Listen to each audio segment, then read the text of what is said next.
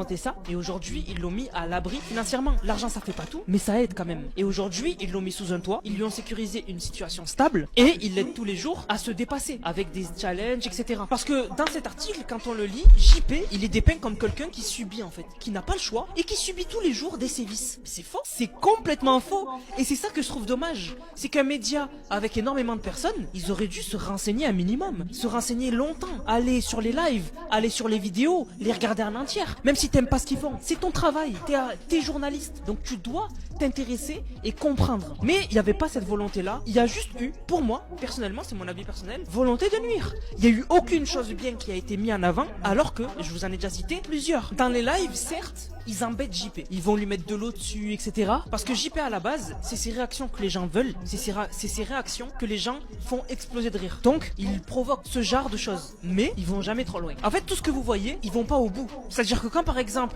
ils disent que ils lui prennent